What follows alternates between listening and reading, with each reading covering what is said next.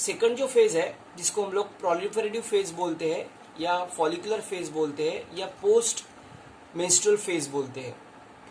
Proliferative phase, follicular phase का मतलब है जर्माइनल एपिथेलियल सेल से सेकेंडरी oocyte तैयार होने की फेज, जिसको हम लोग फॉलिकुलर फेज या पोस्ट मेंस्ट्रुअल साइकिल आने की बाद फेज होती है, इसके लिए हम लोग पोस्ट मेंस्ट्रुअल फेज बोलते हैं। नाउ बेसिकली ये फेज ना, फेज के लिए जो हार्मोन इंपॉर्टेंट है that is called FSH, follicle stimulating hormone. ये follicle stimulating hormone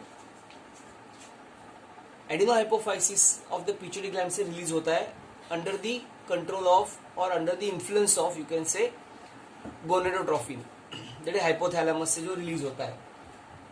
so this phase is the duration between the end of menstruation and release of ovum, that is called ovulation. Ovulation होने से पहले का phase और menstrual cycle menstruation होने बाद वाला days.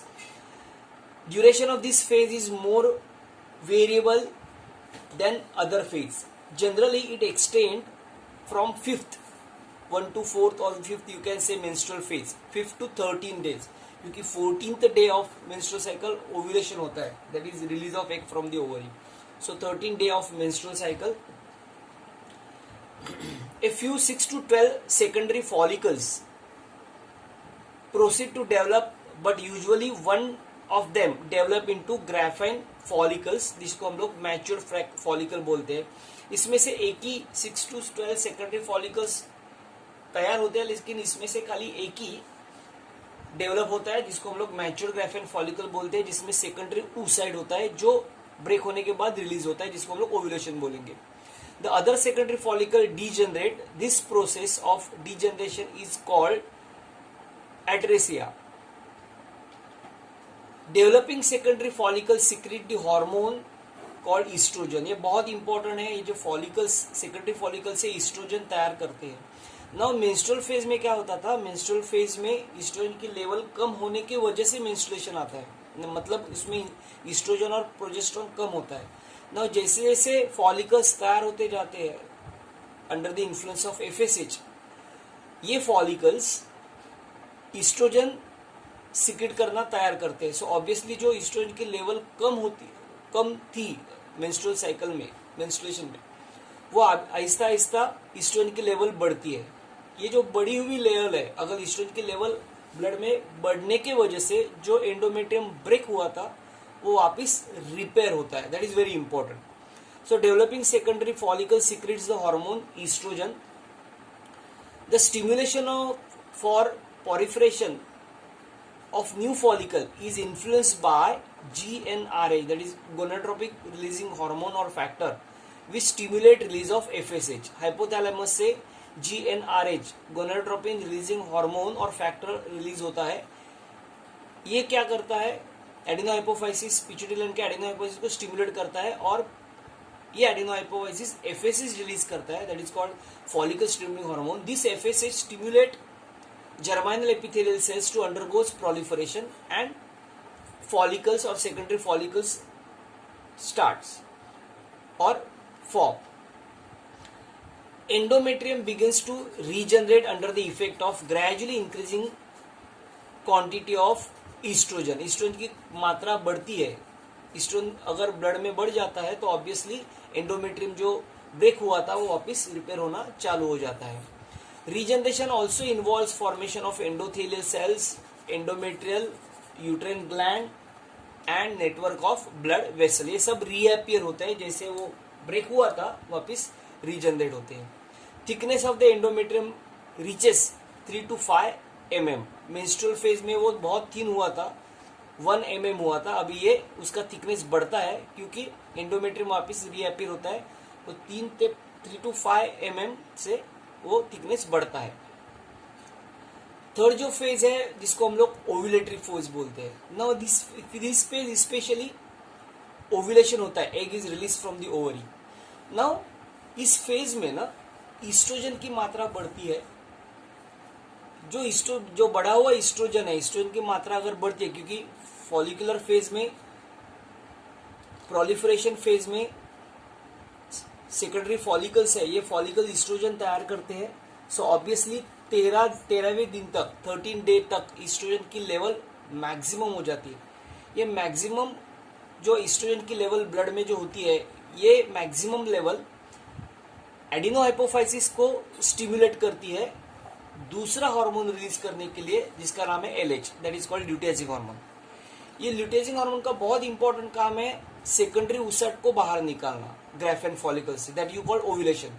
सो ovulation phase में ये हार्मोन बहुत काम करता है, that is called as luteinising hormone. लेकिन ल्यूटेजिंग हार्मोन तैयार होगा under the influence of oestrogen. अगर ईस्ट्रोजन की मात्रा बढ़ेगी तभी वो एडिनो हाइपोफाइसिस को स्टिमुलेट करता है और तभी एडिनो हाइपोफाइसिस एलएच रिलीज करते हैं। So it is the shortest phase of menstrual cycle. ये 14th day of menstrual cycle को होता है, दैट इज 14वें दिन को। It involves rupturing of the matured Graafian follicles and release of ovum, that is secondary oocyte, into the pelvic cavity, usually on 14th day of menstrual cycle.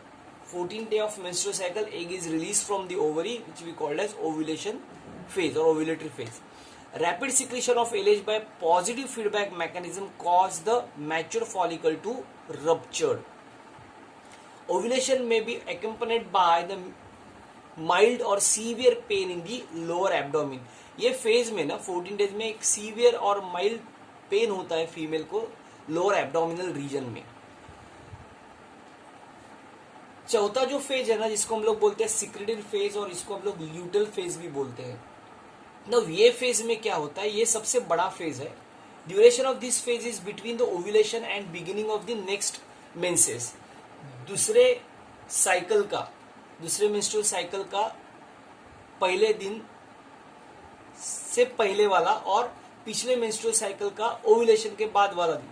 इसका जो phase है पिछले मेंस्ट्रुअल साइकिल का ovulation के बाद वाले दिन और दूसरे मेंस्ट्रुअल साइकिल के पहले वाले दिन तक का जो फेज है, जिस फेज को हम लोग सिक्रेटरी फेज और ल्यूटल फेज बोलते हैं।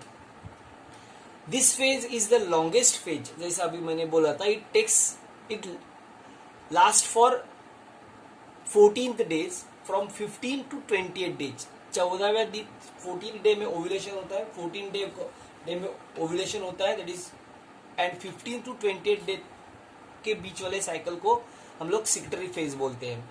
After release of secondary oocyte, now ये बहुत इंपॉर्टेंट पार्ट है। एग रिलीज होने के बाद जो रप्चर्ड ग्राफेन फॉलिकल है, ये रप्चर्ड ग्राफेन फॉलिकल ट्रांसफॉर्म होता है, कन्वर्ट होता है कॉर्पस ल्यूटियम में।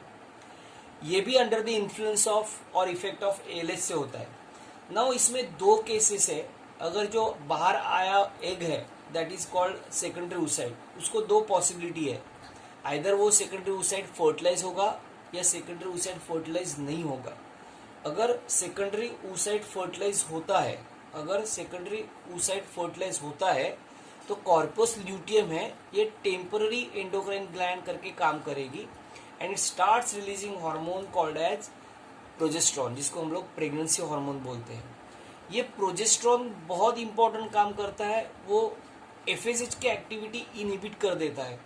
सो अगर एफएसएच ही नहीं है तो आगे का फॉलिकल्स तैयार नहीं होगा, ईस्ट्रोजन नहीं तैयार होगा, सो ऑब्वियसली मेंस्ट्रुअल साइकिल नहीं आएगा नेक्स्ट मंथ में या नेक्स्ट सेकंड साइकिल में। इसके लिए हम लोग बोलते हैं जब भी एक फर्टिलाइज होता है, it means it's a indication of pregnancy, तभी मेंस्ट्रुअल साइकिल नहीं आता है।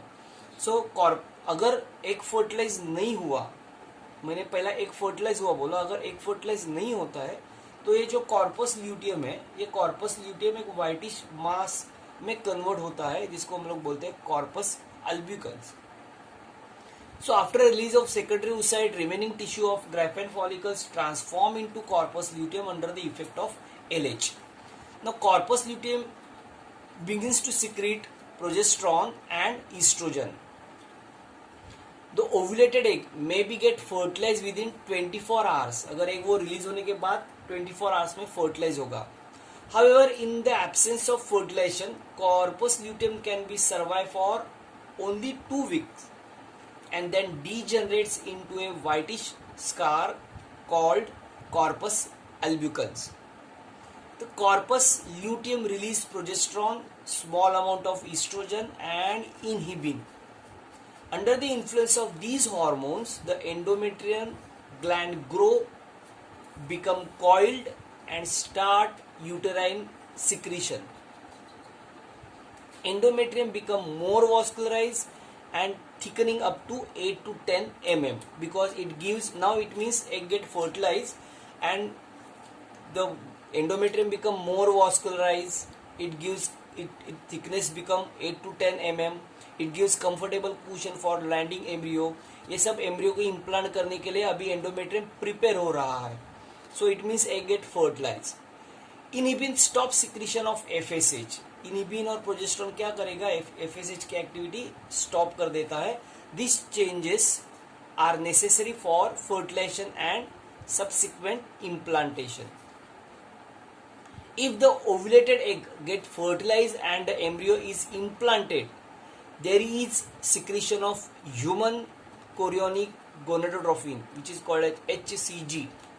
अगर एग फर्टिलाइज होता है और फर्टिलाइज होने के बाद एम्ब्रियो अगर इम्प्लांट होता है तो ये सिक्रीट करेगी very important hormone that is called HCG, human chorionic gonadotropin, which extend the life of corpus luteum. Corpus luteum को मेंटेन रखती है and stimulate it's secretory activity. This presence of HCG in the maternal blood and urine is an indication of pregnancy, indicator of pregnancy.